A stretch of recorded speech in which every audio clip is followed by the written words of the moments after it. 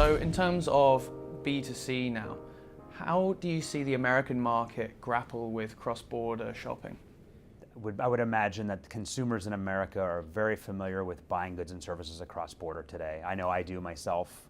You may have in the past and maybe not even realize it, right, when you're buying from a company. And going back even to the marketplace, that marketplace could be offering a merchant that is in Bangladesh or in China. And so for consumers in America, I think it's really about the shopping experience. I don't know that we care how much or where it's coming from at times. It's all about what's the shopping experience, what's the cost, and convenience-wise, am I able to get my good or service in a relative quick time?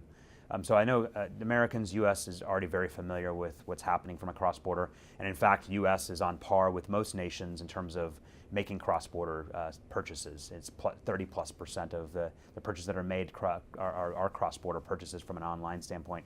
And you could go across Europe, and it's slightly higher than that because you've got nations that are right next to each other, but it's very similar. So we're on par here in the U.S. and recognizing that making purchases across the globe makes sense for us. At the same time, we know and recognize that that same mindset needs to pivot here in the U.S. of recognizing that we need to offer our goods and services across the globe and make it relatively easy for those consumers to buy goods and services. And the companies that figure that out first will be the ones that can grab that market share growth. The good news is, part of the study also, what we recognize is that the brands in America are still relatively are seen as strong, and they're relatively consistent in terms of their performance versus other brands across the globe.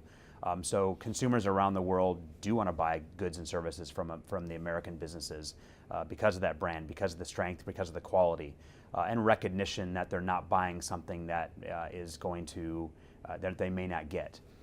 So there's a level of service and quality there that I think the rest of the world has come to expect and that American businesses do deliver on.